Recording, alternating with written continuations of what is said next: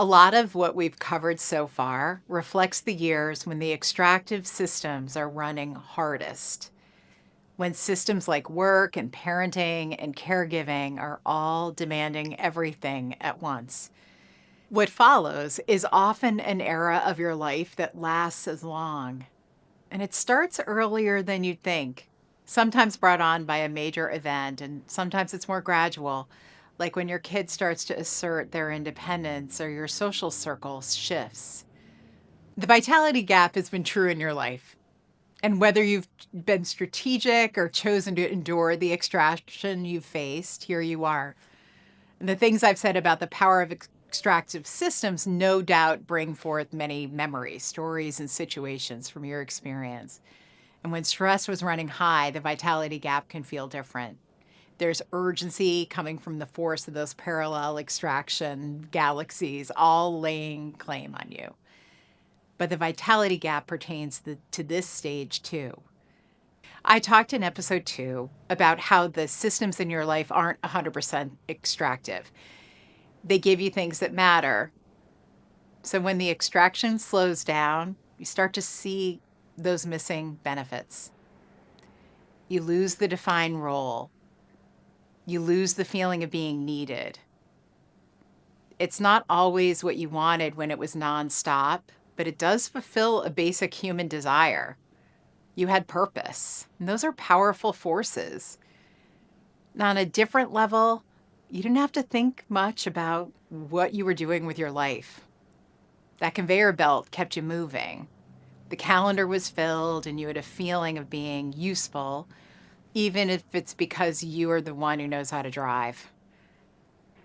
You knew where you were supposed to be, and you knew what a good job looked like. And among everything it takes from you, the systems in your life offer you that. But all of that is tied to the systems, not to you. So when things change, you lose this aspect of your identity. You may feel like you've lost your identity, full stop. Because your attention was focused on extraction, you didn't build the skills that you need now. You never understood your vitality as important. You never learned to address the vitality gap in a meaningful way. So you lack a sustainable plan for building your vitality. And what happens next usually takes one of 3 forms.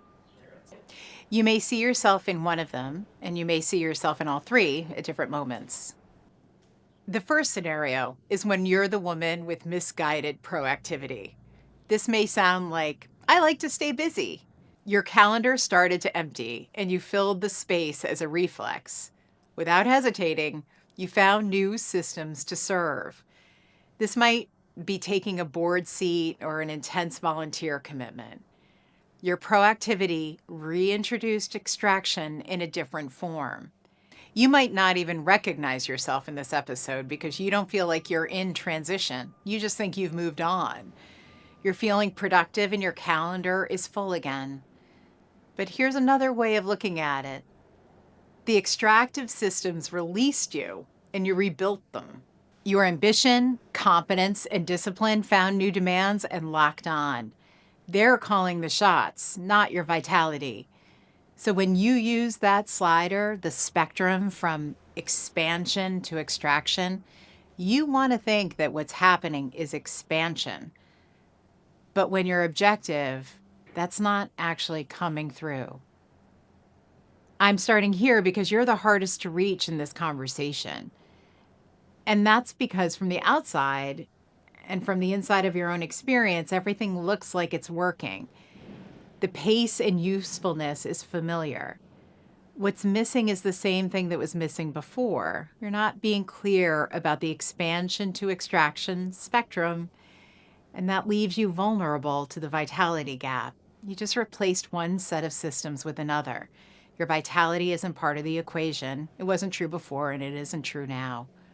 Voluntary extraction is still extraction. And the fact that you chose new systems doesn't make them less extractive.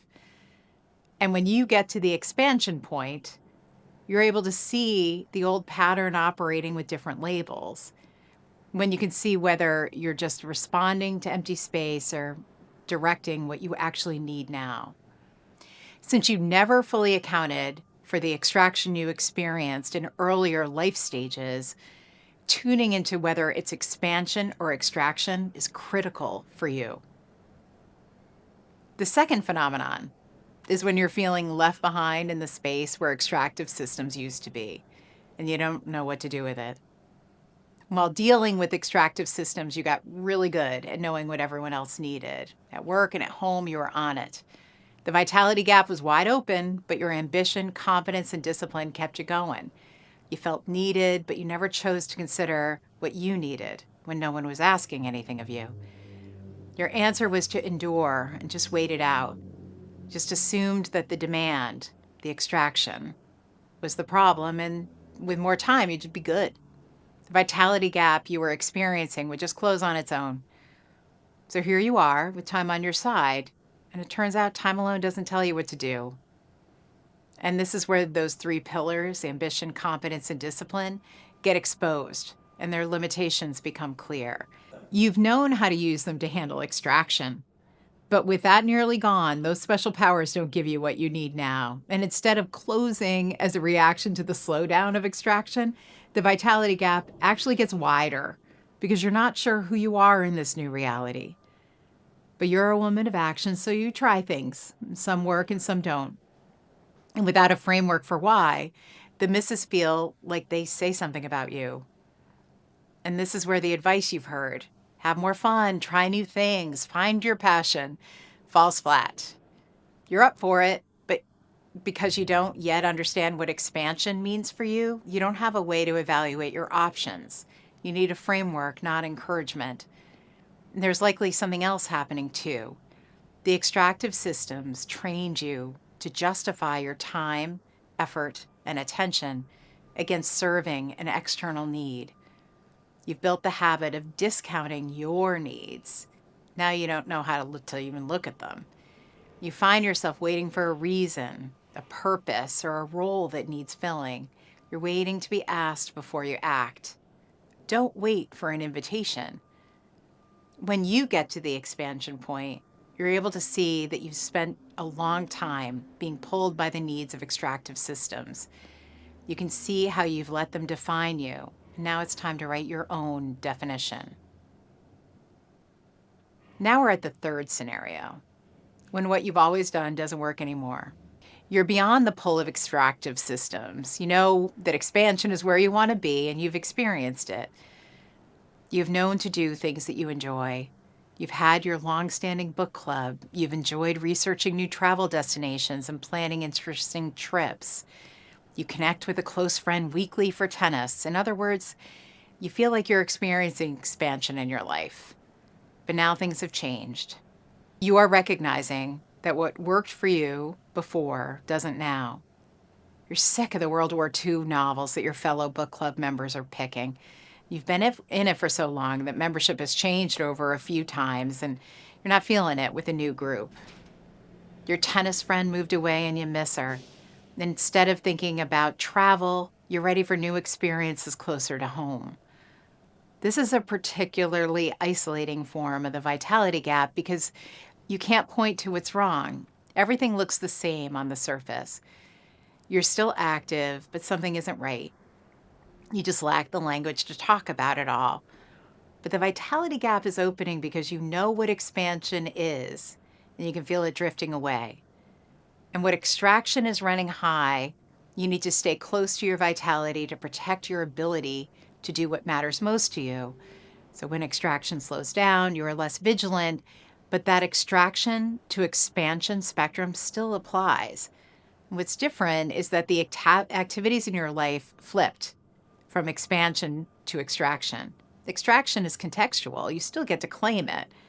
Extraction isn't suffering. It's the opposite of expansion.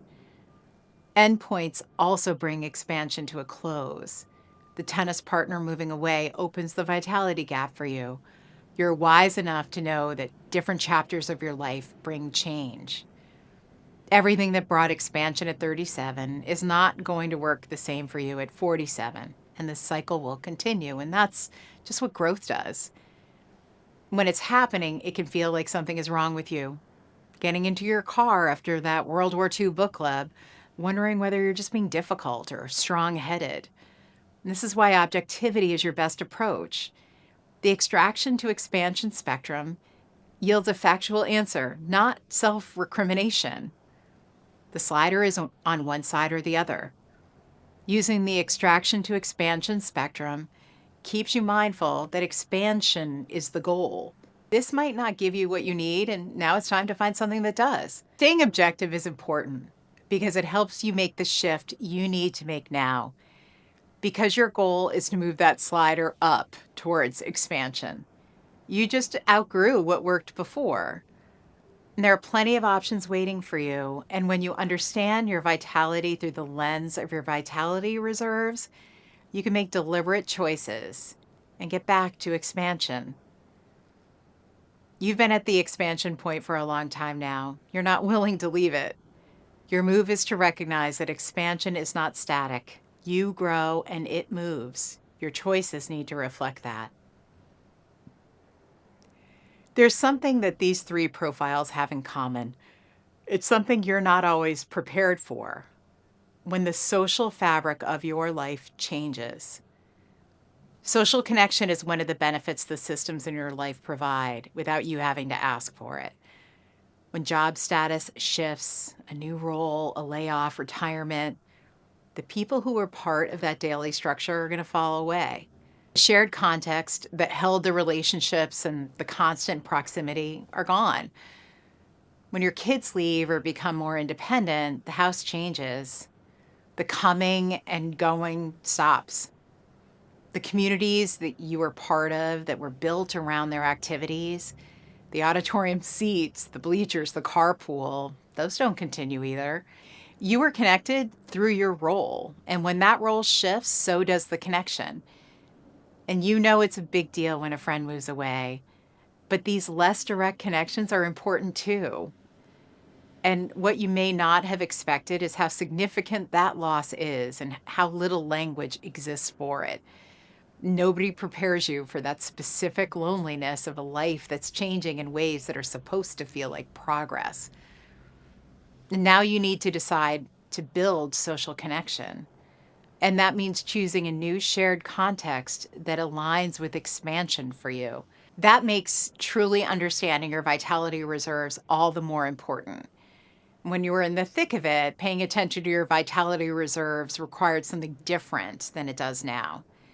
You were living within limits, and losing those limits can feel great and unsettling at the same time. You imagined that freedom would be all you needed to close the vitality gap. It hasn't proven true.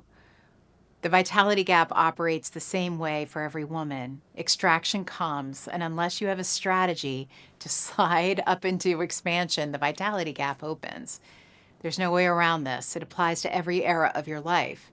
What actually closes it is the last thing you'd take seriously right now. And that tells me how well the extractive systems have done their job on you. Stay with me. The masterclass is at thefundreset.com.